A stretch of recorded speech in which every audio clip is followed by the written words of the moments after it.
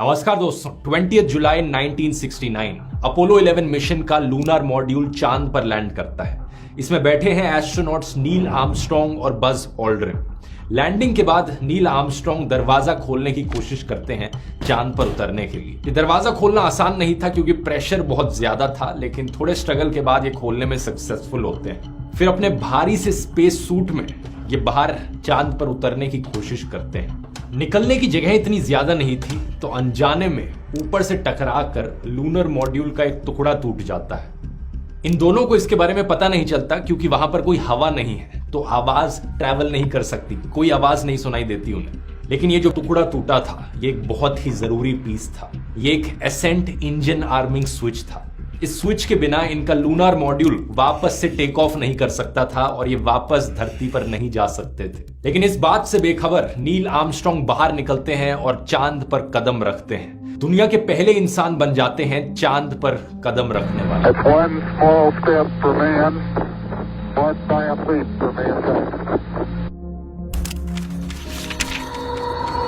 लेकिन क्या सही में ऐसा हुआ था? आज 50 से ज्यादा सालों बाद बहुत से लोग मानने से ही इनकार कर देते हैं कि इंसान चांद तक गए थे।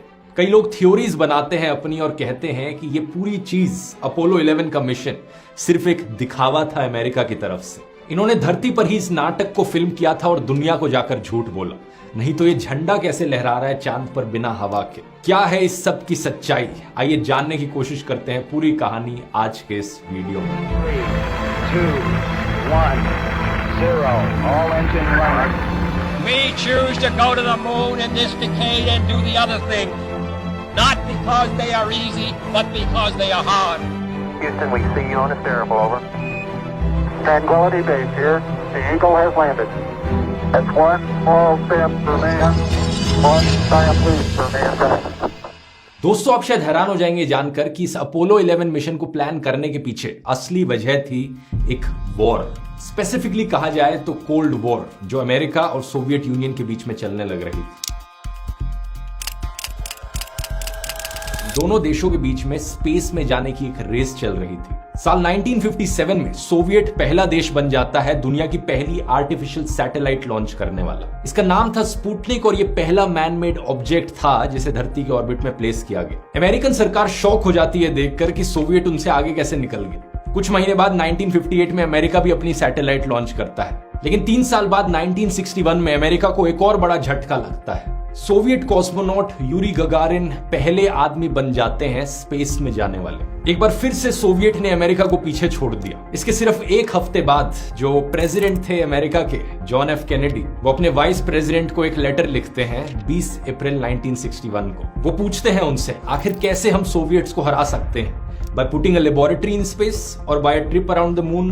Are we working 24 hours a day on existing programs? If not, why not? Are we making maximum effort? कोई और ऐसा स्पेस प्रोग्राम है जो हम जल्दी से कर सकते हैं जिसकी वजह से ड्रामेटिक रिजल्ट्स मिले और हम इस रेस में आगे निकल जाएं, जीत जाएं? इसका जवाब इन्हें कुछ ही दिनों बाद मिल जाता है क्योंकि जल्द ही रियलाइज कर लेते हैं कि अगला बड़ा कदम होगा इंसानों को चांद पर भेजना। 25 मई 1961 को अपने ये फेमस भाषण में वादा करते हैं दुनिया के सामने कि ये दशक खत्म होने से पहले इंसानों को चांद पर भेज देंगे। और इतना ही नहीं, जो इंसान चांद पर जाएगा उसे सेफली वापस धरती पर लेकर भी आएंगे। Before this decade is out, of landing a man on the moon and returning him safely to the earth. बहुत से लोगों के लिए ये एक अनबिलीवेबल अनाउंसमेंट थी। साल 1961 इमेजिन करो दोस्तों, कोई स्मार्टफोन्स नहीं थे, कोई इंटरनेट नहीं था, जीपीएस की टेक्नोलॉजी तक नहीं थी, कंप्यूटर्स इतने पुराने हुआ करते थे और ऐसे जमाने में ये प्रॉमिस करने लग रहे हैं कि हम इंसानों को चांद तक भेजेंगे। इसके लिए ये अगले 5 सालों में 7 से 9 बिलियन डॉलर्स एडिशनल फंडिंग देते हैं स्पेस प्रोग्राम को।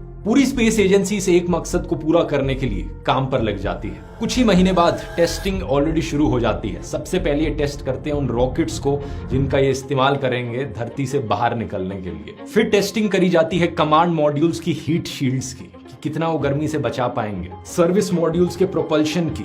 1963 से लेकर 1967 के बीच में कई सारे टेस्ट किए जाते हैं जो कि सारे अनमैन्ड होते हैं, यानी कि कोई इंसान नहीं बैठे होते रॉकेटों में जब ये टेस्टिंग कर रहे होते हैं। फरवरी 1967 में ये पहले मैन्ड टेस्ट की प्लानिंग करते हैं, यानी कि ऐसा टेस्ट जिसमें एस्ट्रोनॉट्स एक्चुअली में स्पेसक्राफ्ट में बैठ के ऊपर तक जाएंगे। इस मिशन को नाम दिया जाता है अपोलो 1 लेकिन धरती पर ही हो रहे टेस्ट के दौरान 27 जनवरी 1967 को इनके केबिन में आग लग जाती है और जो 3 एस्ट्रोनॉट्स प्रिपेयर कर रहे थे ऊपर तक जाने के लिए, वो तीनों मारे जाते हैं। इस दर्दनाक हादसे के बाद नासा हार नहीं मानता, बल्कि अपने आगे के टेस्ट जारी रखता है।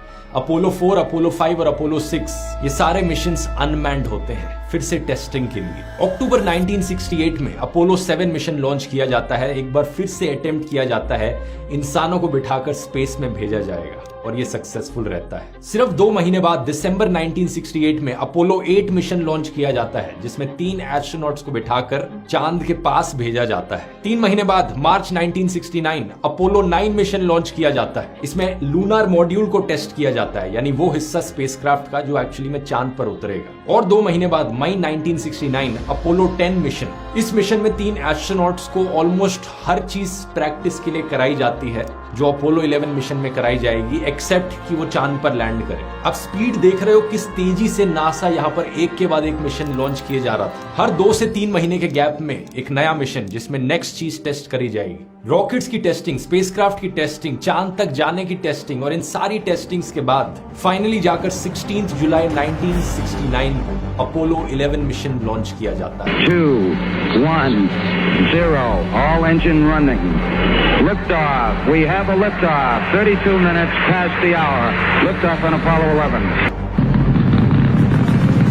इस मिशन का हिस्सा थे 3 एस्ट्रोनॉट्स। 38 साल के कमांडर नील आर्मस्ट्रॉन्ग जो इस मिशन को लीड कर रहे थे, कमांड के मॉड्यूल पायलट माइकल कॉलिंस और लूनर मॉड्यूल के पायलट एडविन बज ऑल्ड्रिन। ये 3 नाम इतिहास के पन्नों में रचे जाते हैं। नील आर्मस्ट्रॉन्ग और बज ऑल्ड्रिन तो बड़े फेमस नाम बन जाते हैं, इनको हर कोई जानता है आज के दिन। लेकिन माइकल कॉलिंस को इतना नहीं जाना जाता। क्यों है ऐसा? इसके पीछे एक बड़ा इंटरेस्टिंग रीजन है, आगे आपको बताऊंगा। तो इस अपोलो 11 मिशन का जो स्पेसक्राफ्ट था, इसके 3 मेन हिस्से थे दोस्तों, कमांड मॉड्यूल, सर्विस मॉड्यूल और लूनार मॉड्यूल। पहले 2 को एक साथ रख के CSM बोला जाता है, कमांड एंड सर्विस मॉड्यूल। मकसद ये था यहाँ पर कि जो लूनार मॉड्यूल होगा सिर्फ वही हिस्सा डिटैच होकर चांद पर लैंड करेगा और फिर वापस जाने के लिए लूनार मॉड्यूल को उड़ाकर वापस अटैच किया जाएगा CSM से, जिससे एस्ट्रोनॉट्स धरती पर वापस आएंगे। इस पूरे स्पेसक्राफ्ट को लॉन्च करने के लिए एक सैटर्न V5 रॉकेट का इस्तेमाल किया गया। लॉन्च से पहले इस रॉकेट में 1 million gallons kerosene, liquid oxygen और लिक्विड हाइड्रोजन लोड किया गया। तो इस पूरे रॉकेट का वजन 30 लाख किलो था। इसकी मदद से ये स्पेसक्राफ्ट गया अर्थ के ऑर्बिट में पहुंचा। ऑर्बिट तक पहुंचने में 10 मिनट से भी कम का समय लगा और फिर अर्थ के ऑर्बिट का करीब 1.5 चक्कर लगाया इन्होंने। फिर इन्हें परमिशन मिल गई मिशन कंट्रोल से। मिशन कंट्रोल धरती पर मौजूद था, उन्होंने कम्युनिकेट करके परमिशन दे दी कि ट्रांसल्यूनर इंजेक्शन कर लिया जाए, मतलब धरती के ऑर्बिट से निकलकर मून की ऑर्बिट की तरफ स्पेसक्राफ्ट को ले जा दिया जाए। अर्थ के ऑर्बिट से बाहर निकलने के लिए भी सैटर्न V5 रॉकेट का ही इस्तेमाल किया गया था। इसकी 3री स्टेज थी रॉकेट की। ये सब लॉन्च के 5 घंटे के अंदर अंदर ही हो गया। इसके बाद एक्चुअली में चांद तक पहुंचने में कई दिनों का समय लगा। एस्ट्रोनॉट्स ने इंतजार किया अंदर बैठकर, कभी खाना खाया, कभी सोए, कभी फोटोज खींची अपनी। 19 जुलाई 1969 ऑलमोस्ट 4 लाख किलोमीटर ट्रैवल करने के बाद अपोलो 11 का स्पेसक्राफ्ट चांद के ऑर्बिट में पहुंचता है। यहां पर इसका काम होता है 2 में स्प्लिट हो जाना। Command and service module lunar module से अलग हो जाता है। कमांड मॉड्यूल में बैठे थे माइकल कॉलिंस और स्पेसक्राफ्ट के इस हिस्से को निकनेम दिया गया कोलंबिया। और दूसरी तरफ लूनार मॉड्यूल का नाम था ईगल और इसमें बैठे थे नील आर्मस्ट्रॉन्ग और बज ऑल्ड्रिन। बात यह थी कि जो कमांड एंड सर्विस मॉड्यूल था, इसका काम था ये चांद के ऑर्बिट में ही बने रहे। सिर्फ लूनार मॉड्यूल अलग होकर चांद पर लैंड करेगा, यानी कि चांद पर कदम रखने का मौका सिर्फ नील आर्मस्ट्रॉन्ग और बज ऑल्ड्रिन को मिलेगा और माइकल कॉलिंस को नहीं मिलेगा। यही रीजन है शायद कि माइकल कॉलिंस का नाम हर कोई इतना जानता नहीं है। हालांकि वो अपोलो 11 मिशन का पार्ट जरूर थे, लेकिन उन्होंने चांद पर कदम नहीं रखा था। लेकिन फिर भी देखा जाए तो माइकल कॉलिंस का जो हिस्सा था इस मिशन में, वो शायद सबसे ज्यादा जरूरी था, क्योंकि बाद में आकर उस लूनार मॉड्यूल को वापस CSM के साथ अटैच होना था। और अगर माइकल कॉलिंस नहीं होते तो नील आर्मस्ट्रॉन्ग और बज ऑल्ड्रिन जिंदा नहीं वापस लौट पाते। अब 8 बजे के करीब लूनार मॉड्यूल चांद पर नीचे उतरने जा रहा था। ठीक 8:10 पर एक अलार्म बजने लग जाता है, 1202 अलार्म। 1201, Roger, 1201 alarm. अब ना तो नील आर्मस्ट्रॉन्ग ना ही बज ऑल्ड्रिन जानते थे कि इस अलार्म का मतलब क्या है। वो मिशन कंट्रोल से कम्युनिकेट करके पूछते हैं कि क्या करना चाहिए। वो कहते हैं इग्नोर करो, आगे चलते रहो। We're go, same tide, we're go. बाद में पता चलता है ये 1202 एक्चुअली में वार्निंग थी कि जो अपोलो का गाइडेंस कंप्यूटर था, कंप्यूटर का प्रोसेसिंग सिस्टम ओवरलोड हो रहा था। लेकिन थैंकफुली डिजाइन ऐसा किया गया था कंप्यूटर का कि जो एसेंशियल प्रोग्राम्स हैं जो मिशन के लिए क्रिटिकल है वो चलते रहे ओवरलोड होने के बाद भी। कंप्यूटर में ऑटोमेटिक लैंडिंग का प्रोग्राम डला हुआ था जो एक्चुअली में चांद के सरफेस पर लूनार मॉड्यूल को ऑटोमेटिकली उतार देता। लेकिन करीब 150 मीटर की हाइट पर नील आर्मस्ट्रांग कंट्रोल खुद से ले लेते हैं। वो नोटिस करते हैं कि ये लूनार मॉड्यूल ऐसी जगह पर लैंड करने जा रहा था जहां बड़े बड़े पत्थर मौजूद थे। लैंडिंग की जगह बदलती है और एक्चुअल लैंडिंग साइट से करीब 4 मील दूर एक और जगह डिसाइड करी जाती है जहां लैंड होगा। 8:16 पर बज ऑल्ड्रिन फ्यूल का इंडिकेटर देखते हैं, सिर्फ 5% फ्यूल बचा है। 3.5 down, 9 forward, 5%. How many bites? इतने कम फ्यूल को देखकर मिशन कंट्रोल एक काउंटडाउन इनिशिएट कर देता है। ये काउंटडाउन डिसाइड करेगा कि ये लैंड करें या फिर इस मिशन को अबॉर्ट कर दिया जाए। Now we're critical fuel state, and that's why the 60-second call was given, and then the 30-second call. Finally literally last minute पर सिर्फ 30 सेकंड बचे थे इस काउंटडाउन में। नील आर्मस्ट्रांग धरती पर एक रेडियो मैसेज भेजते हैं। Tranquility Base here. The Eagle has landed. Roger, Tranquility. यानी कि ईगल सक्सेसफुली लैंड कर चुका है। फिर नील आर्मस्ट्रांग अपना स्पेस सूट तैयार करते हैं, दरवाजा खोलते हैं और चांद पर अपना पहला कदम रखते हैं। Okay, Neil, we can see you coming down the ladder now. इस मोमेंट को 650 मिलियन लोग लाइव देखने लग रहे थे टेलीविजन पर। उनके पहले शब्द दुनिया को सुनाई देते हैं। That's one small step for man, one giant leap for mankind.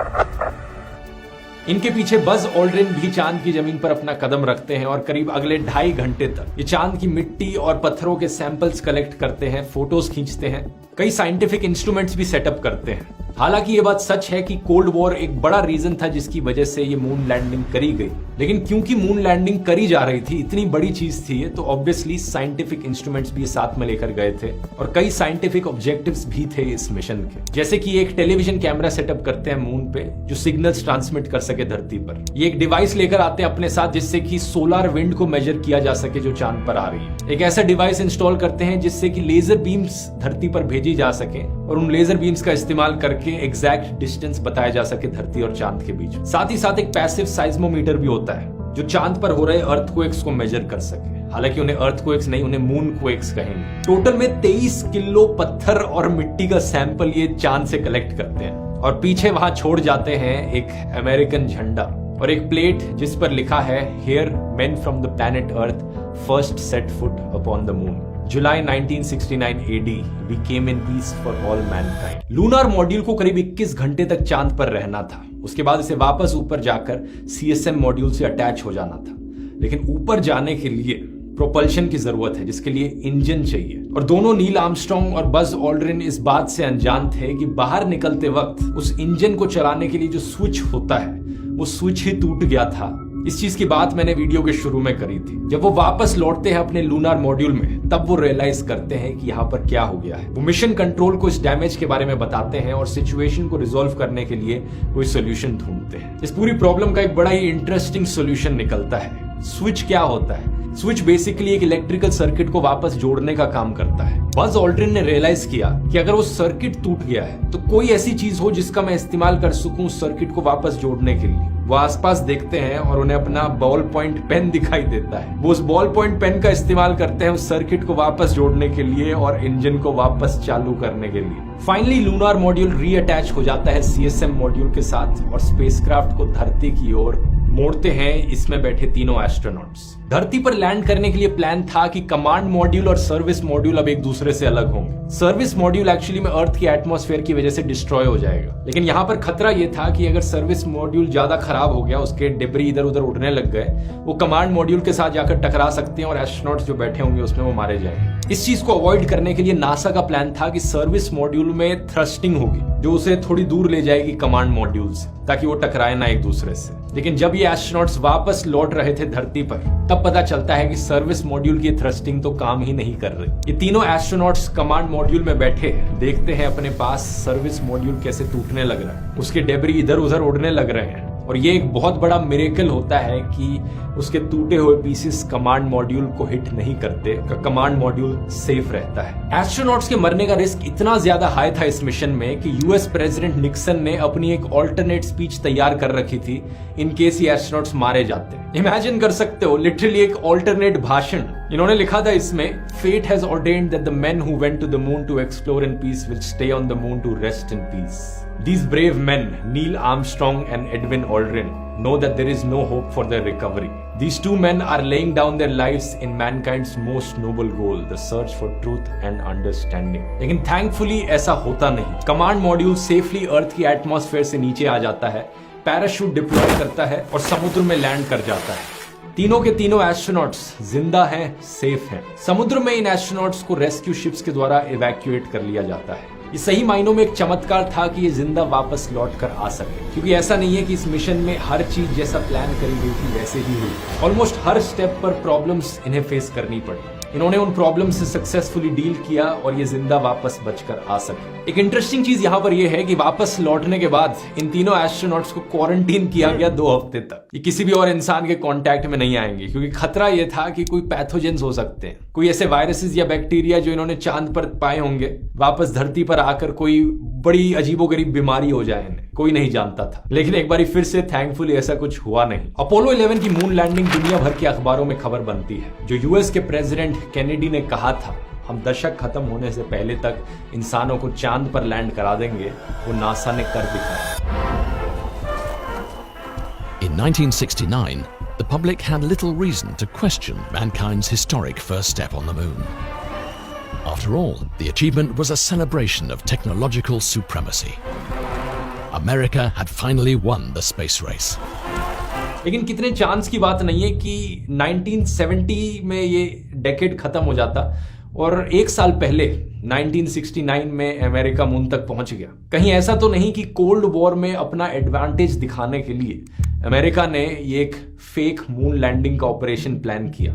कहीं उनका एक्चुअली मून लैंडिंग का मिशन फेल हो गया हो और उन्होंने बैकअप के तौर पर ये फेक मिशन प्लान किया था दुनिया को दिखाने के लिए। ये एक एग्जांपल है दोस्तों बहुत सारी कंस्पिरेसी थ्योरीज का जो बनाई जाती हैं इस मून लैंडिंग के इंसिडेंट को लेकर। लेकिन सच्चाई यही है दोस्तों, ये सारी कंस्पिरेसी थ्योरीज ऑलरेडी कई बार डिबंक करी जा चुकी हैं। अगर अमेरिका की तरफ से ये एक फर्जी अटेम्प्ट होता दुनिया को बेवकूफ बनाने का, तो सोवियत इसे कभी मानता नहीं। लेकिन द ग्रेट सोवियत इंसाइक्लोपीडिया जो 1970 और 1979 के बीच में पब्लिश हुई थी, उसके 3rd एडिशन में कई बारी इस मून लैंडिंग को एक फैक्चुअल चीज बताया गया। सोवियत के आर्टिकल्स में कई बारी लिखा गया है कि Apollo landing 3rd historic event था स्पेस एज का। सबसे पहले स्पुतनिक की लॉन्च 1957 में, दूसरा 1961 में यूरी गगारिन की फ्लाइट और तीसरा मून लैंडिंग। तो सोवियत ने एक्चुअली में इस चीज को एक्नॉलेज किया था। लेकिन फिर झंडे का क्या? जो झंडा चांद पर प्लांट किया गया था वो वेव क्यों करने लग रहा है? चांद पर तो कोई हवा नहीं होती। इसका एक बड़ा सिंपल सा रीजन है दोस्तों। जिस झंडे को नील आर्मस्ट्रांग और बज ऑल्ड्रिन चांद पर लेकर गए थे वो स्पेशली डिजाइंड झंडा था। आमतौर पर झंडों में एक लंबी वर्टिकल रॉड डली होती है, लेकिन इस वाले में एक हॉरिजॉन्टल रॉड भी डली हुई थी झंडे के बिल्कुल ऊपर, जिससे कि झंडा हमेशा एक्सटेंडेड आउट रहे। क्योंकि नासा में काम करने वाला हर कोई जानता था कि झंडे को अगर हम चांद पर जाकर प्लांट करेंगे तो वो लहराएगा नहीं, वहां पर हवा नहीं है। इसलिए एक हॉरिजॉन्टल रॉड ऊपर ऐड कर देते हैं ताकि झंडा हमेशा ही फ्लैट दिखे। अब अपोलो 11 के मिशन में एक्चुअली में इस हॉरिजॉन्टल रॉड को एक्सटेंड करने में थोड़ी प्रॉब्लम हो रही थी, तो पूरी एंड तक एक्सटेंड नहीं हो पाई है, जिसकी वजह से एक रिपल दिखने लगा, वेव्स आ गई फ्लैग में, और इसलिए लोगों को लगता है कि झंडा लहरा रहा है। लेकिन एक्चुअली में झंडा लहरा नहीं रहा है। सिर्फ उन वीडियोस में आपको झंडा लहराता हुआ दिखेगा जहां पर एस्ट्रोनॉट्स इसे पकड़कर हिलाने लग रहे हैं। इसके पीछे रीजन ये है कि ये एल्यूमिनियम की रॉड्स थी झंडे में और वो स्प्रिंग की तरह एक्ट कर रही थी, तो बहुत थोड़ी देर के लिए झंडा हिलता और फिर एब्सोल्युटली स्टिल रह जाता। एक तीसरी बड़ी पॉपुलर थ्योरी यहां पर उठाई जाती है कि जो फोटोज यहां पर नील आर्मस्ट्रांग और ऑल्ड्रिन ने ली है, इन फोटोज में कोई स्टार्स क्यों नहीं दिखाई दे रहे? इसका जवाब भी बड़ा सिंपल है। एक्चुअली में मून लैंडिंग दिन के समय में हुई थी, ऐसे टाइम में जब चांद पर सूरज की रोशनी पड़ने लग रही थी, और जो व्हाइट कलर के स्पेस सूट्स पहने हुए थे एस्ट्रोनॉट्स ने, वो भी काफी ज्यादा रिफ्लेक्ट करने लग रहे थे। तो उस जमाने के कैमरास कोई इतने बड़े हाई प्रोफेशनल तो नहीं होते थे। वैसे आज के दिन भी जितने फोन के कैमरास हैं, उनसे अगर आप कोई रात के समय में फोटो खींचने की कोशिश करोगे जिसमें फ्लैश जल रहा हो, तो पीछे स्टार्स नहीं दिखेंगे आपको फोटोज में। एक और थ्योरी यहां पर उठाई जाती है शैडोज को लेकर कि ये शैडोज इतनी इधर उधर क्यों हो रखी हैं। लोग यहाँ पर आर्ग्यूमेंट उठाते हैं क्योंकि ये हॉलीवुड की तरह फिल्म बनाई जा रही थी तो कोई सिंगल सोर्स ऑफ लाइट नहीं था, इसलिए ये शैडोज इतनी इधर उधर होकर दिख रही हैं। लेकिन रियलिटी में एक्चुअली में सन ओनली सोर्स ऑफ लाइट नहीं था। जो चांद का सरफेस था वो भी एक तरीके से complementary source of light act कर रहा था क्योंकि वो इतनी ज्यादा रोशनी रिफ्लेक्ट करने लग रहा था। इसकी वजह से लाइट हर डायरेक्शन में स्कैटर करी और शैडोज इतनी अजीबोगरीब बनी। एक और सवाल यहाँ पर उठाया जाता है, एक बज ऑल्ड्रिन की फोटो जो नील आर्मस्ट्रांग ने ली है उसमें नील आर्मस्ट्रांग की रिफ्लेक्शन दिखने लग रही है लेकिन नील आर्मस्ट्रांग के हाथ में कोई कैमरा नहीं है। ये कैसे हो सकता है? ये इसलिए हो सकता है क्योंकि कैमरा उन्होंने हाथ में नहीं पकड़ा था बल्कि कैमरा उनके सूट में ही माउंटेड था और वो वहीं से ही कंट्रोल कर सकते थे। और फिर वो वाली फोटोज किसने ली जब नील आर्मस्ट्रांग लूनार मॉड्यूल से नीचे उतर रहे थे? तो इसका जवाब भी सिंपल है, वहां लूनार मॉड्यूल में मल्टीपल कैमरास मौजूद थे। लेकिन इन सब फर्जी थ्योरी से हटकर अगर हम एक्चुअल क्रिटिसिज्म की बात करें, ऐसा नहीं था दोस्तों कि मून लैंडिंग के बाद हर कोई तालियां बजाने लग रहा था, वाह नासा कितना अच्छा कर दिया। बहुत से लोगों ने काफी स्ट्रॉन्ग क्रिटिसिज्म किया नासा का और अमेरिकन सरकार का मून लैंडिंग के बाद। एक्चुअली मून लैंडिंग होने से पहले भी कई लोग क्रिटिसाइज करने लग रहे थे इस चीज को। जनवरी 1962 में न्यूयॉर्क टाइम्स ने एक आर्टिकल पब्लिश किया था जिसमें उन्होंने बताया कि जितना पैसा चांद पर जाने के लिए स्पेंड किया जा रहा है, इतने पैसे से करीब 120 यूनिवर्सिटीज बन सकती हैं जो हार्वर्ड के साइज की होंगी। मतलब क्या हमें इतना पैसा चांद पर जाने के लिए स्पेंड करना चाहिए या फिर हर यूएस की स्टेट में एक हार्वर्ड यूनिवर्सिटी खोल दें, उस पर हम पैसा स्पेंड करें? Basically main point of criticism ये था कि देश में इतनी सारी प्रॉब्लम्स हैं, एजुकेशन की, इनकम इनइक्वालिटी की, और उस समय अमेरिका वियतनाम वॉर के कॉन्सिक्वेंसेस भी झेलने लग रहा था, तो क्यों इस पर इतना पैसा बर्बाद किया?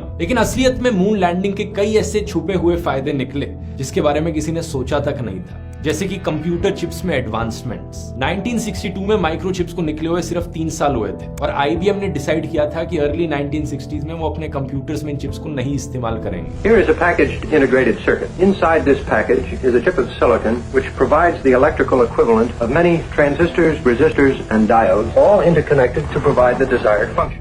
लेकिन नासा की तरफ से इतनी डिमांड आने लगी इंटीग्रेटेड सर्किट्स बनाने के लिए, तो IBM ने इस पर काम करना शुरू किया और क्योंकि इतनी डिमांड थी, इसका प्राइस 90% से नीचे गिर गया अगले 5 सालों में। ऐसे ही नासा ने बेसिकली टेस्ट किया कि हम क्या कंप्यूटर्स पर रिलाई कर सकते हैं इंसानों की जिंदगियों के लिए। अगर एस्ट्रोनॉट्स चांद पर होकर आ सकते हैं इन कंप्यूटर चिप्स पर रिलाई करते हुए, तो हम रोजमर्रा की जिंदगी में तो ऑब्वियसली रिलाई कर ही सकते हैं इन कंप्यूटर चिप्स पे। टेक्नोलॉजी की ग्रोथ बड़ी तेजी से हुई इस मून लैंडिंग के बाद। लेकिन फिर भी अपोलो 11 मिशन के सिर्फ 3 साल बाद दिसंबर 1972 में आखिरी मून मिशन किया जाता है अपोलो 17, और तब से लेकर अब तक दोस्तों ऑलमोस्ट 50 साल हो चुके हैं। इन 50 सालों में कोई भी और इंसान चांद पर नहीं गया है। ये शायद से एक सबसे बड़ा प्रूफ है इस चीज का कि अपोलो प्रोग्राम कितना महंगा था। 4 लाख से ज्यादा इंजीनियर्स, टेक्नीशियंस और साइंटिस्ट ने इस पर काम किया था। टोटल कॉस्ट तब पड़ी थी इसकी $24 बिलियन।